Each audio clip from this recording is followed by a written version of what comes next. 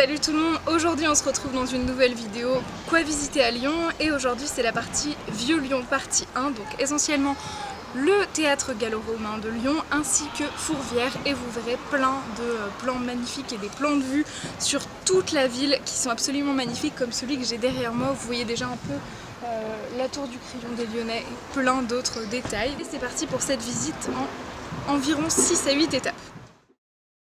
Pour commencer cette visite, on commence à notre point de départ qui est la station de métro et de funiculaire de Vieux-Lyon sur la ligne D du métro. On va commencer par prendre le funiculaire direction Saint-Just et non pas Fourvière, et on ne va pas s'arrêter directement à Saint-Just mais juste avant à la station Place des Minimes. Ça ne nous permet pas d'aller directement à Fourvière, mais en marchant un petit peu ensuite et en visitant et en traversant le théâtre gallo-romain, on arrivera à Fourvière sans avoir fait la queue de départ qui est pour Fourvière beaucoup plus longue. Donc c'est quand même un petit gain de temps et ça vous permet de voir plus de choses. Arrivé à Minimes, on débarque sur une petite place qui est donc la place des Minimes et qui doit son nom à un ordre religieux qui s'est installé à Lyon vers 1553 et qui est donc très près du théâtre antique de Lyon, autrement dit le théâtre gallo-romain. Alors actuellement quand vous voyez ces images, nous sommes filmés en plein milieu du festival Les Nuits de Fourvière, qui est donc une sorte de concert sur un certain temps. Vous avez pendant l'été, il me semble, un mois entier de concerts chaque soir dans ce cadre magnifique qu'est le théâtre gallo-romain. Ça vous permet d'avoir une résonance complètement différente de ce que vous avez l'habitude dans des salles closes, et c'est vraiment un cadre exceptionnel pour voir un artiste que vous aimez particulièrement. Après, c'est évident que pour visiter et vraiment voir le théâtre gallo-romain, c'est un petit peu moins pratique malheureusement. Ce théâtre antique de Ludunum, c'est un des principaux monuments romains visibles à Lyon, et il est adossé donc à la colline de Fourvière qui chez nous on l'appelle la colline qui prie, puisqu'à son sommet il y a la basilique de Fourvière. Et donc c'était pas très loin du centre de la colonie romaine de l'époque, qui a été construite au début de l'Empire et qui a été agrandie ensuite à la fin du 1er siècle, début 2e, et peut alors du coup accueillir jusqu'à 10 000 spectateurs. Ensuite, ce théâtre a été abandonné à la fin de l'Empire romain et a été transformé ensuite en carrière et fortement endommagé par le temps, complètement enseveli au Moyen-Âge et ensuite est tombé dans l'oubli. On l'a repéré de nouveau par hasard à la fin du 19e siècle et il a été entièrement dégagé, restauré en 1933. Et comme vous le voyez, à droite vous avez l'Odéon, qui est un des plus petits théâtres, et vous avez le Grand, qui est sur la gauche. Donc le site archéologique regroupe en gros l'Odéon antique, le pseudo-sanctuaire de Cybèle et un musée gallo-romain. Le musée Lugdunum, du coup l'ancien nom de la ville de Lyon, c'est une symbiose entre un site archéologique du théâtre gallo-romain qui est un périmètre classé par l'UNESCO et en même temps une architecture très contemporaine et unique, vraiment très moderne. Et donc les petites fenêtres que vous voyez dans ce coin de verdure tout au fond, en fait ce sont des morceaux du musée en fait. Voilà, c'est pour ça que c'est aussi original. Donc pendant cette visite du théâtre gallo-romain, on va beaucoup monter toutes les marches, tout le théâtre, pour arriver un peu tout en haut où vous voyez encore des restes de ruines de comment c'était auparavant.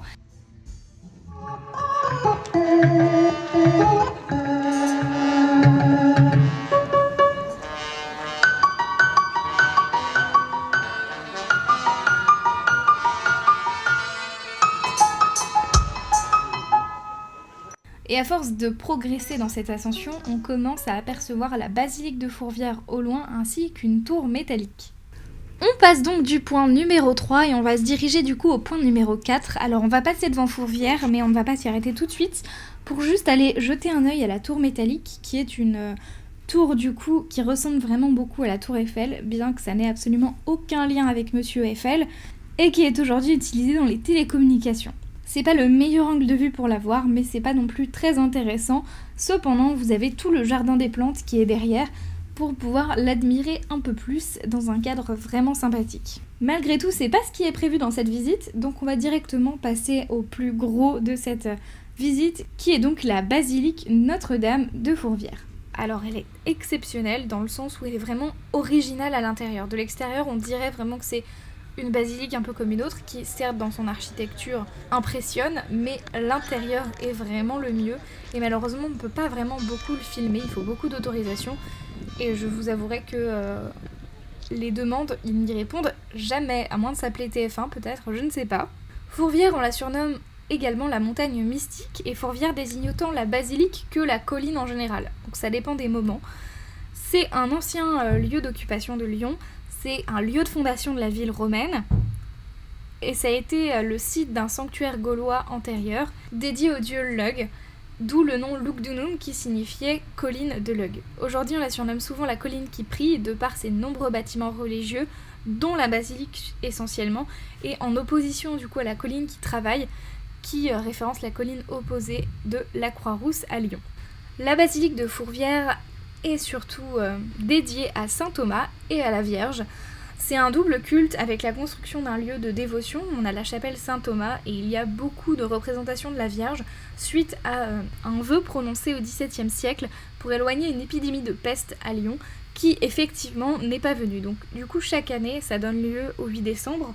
Alors essentiellement ça ne devait pas être à cette date au départ, mais la fête avait été repoussée et donc c'est un hommage à Marie à chaque fête des Lumières à Lyon qui se fait, et donc chaque 8 décembre, près de Fourvière, nous avons une inscription Merci Marie, à qui on attribue le miracle d'avoir repoussé la peste hors de la ville de Lyon. Et bien que l'origine de la fête ne soit donc pas vraiment en décembre, c'est maintenant le 8 décembre que chaque Lyonnais pose sur le rebord de sa fenêtre un petit lumignon. Depuis, c'est devenu une fête beaucoup plus grande qui attire de nombreux visiteurs de tous les pays et de toute la France. Et cette fête passe aussi à la télévision de temps en temps, puisque vous avez de nombreuses installations qui soient étudiantes ou par des artistes qui sont sponsorisées par la ville, et le but étant d'illuminer la ville et également de mettre en valeur les monuments lyonnais. À savoir donc, cette basilique est une propriété privée, et surtout elle a un style un peu entre le romain et le byzantin. Et à l'extérieur, derrière la basilique, vous avez une vue plongeante sur toute la ville de Lyon. Et vous avez également une grande représentation en métal de toute la ville de Lyon. Et donc c'est très marrant de pouvoir se repérer de ce que vous voyez derrière vous à cette carte directement en 3D. Pour continuer la visite, on va descendre à pied jusqu'au centre-ville en passant du coup par plein de petits chemins et notamment le jardin du Rosaire qui descend de façon très calme comme ceci et c'est très agréable. Voilà, c'est un petit passage dans la nature et c'est vraiment sympathique et appréciable quand on est en centre-ville vraiment et qu'on a l'habitude d'être toujours dans les murs et dans le béton, de pouvoir avoir un jardin pareil à proximité.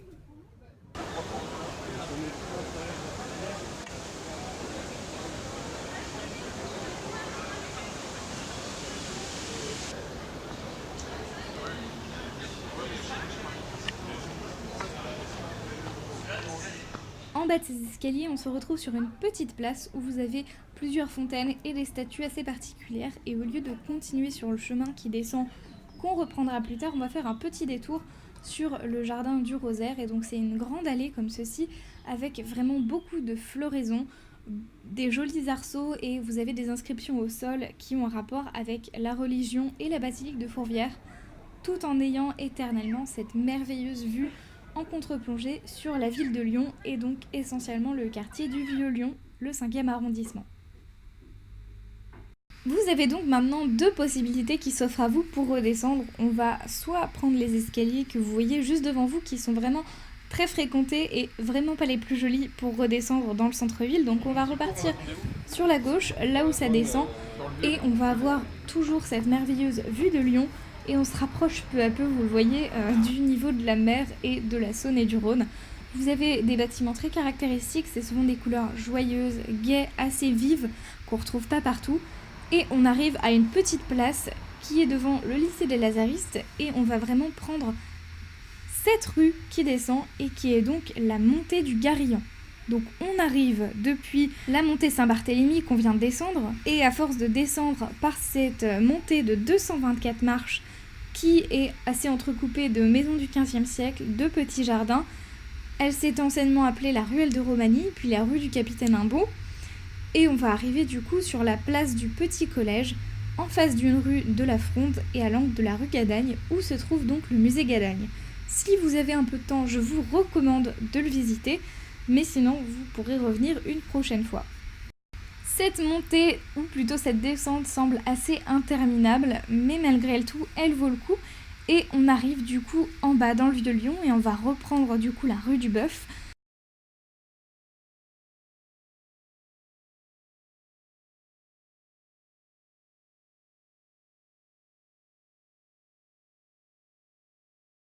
Et on s'arrêtera spécifiquement au numéro 16, puisqu'il se trouve une demeure assez particulière appelée Maison du Crible, ou qu'on appelle aussi la Tour Rose, puisque quand vous rentrez dans la petite cour intérieure, vous avez donc une immense tour rose qui s'inscrit devant vous.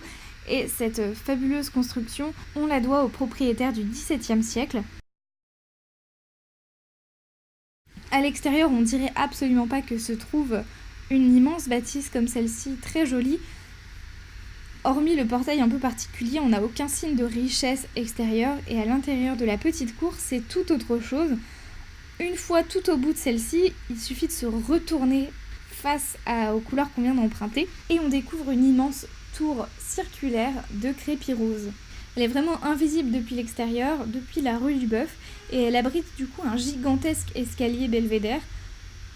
Et elle est percée en fait, comme vous voyez, ce qui fait un peu office de fenêtre. Petite anecdote, il y a le roi Henri IV qui demeura plusieurs jours en 1600 lors de son alliance avec Marie de Médicis, qui a été célébrée à la primatiale Saint-Jean de Lyon, et donc il a pu résider dans cette fameuse tour rose. Et si vous vous souvenez, tout à l'heure, il y avait l'option numéro A qui était un escalier assez raide mais très emprunté pour éviter de faire un détour dans le quartier du Vieux-Lyon. Et on arrive donc en bas de cette fameuse montée qui est la montée des Chazeaux.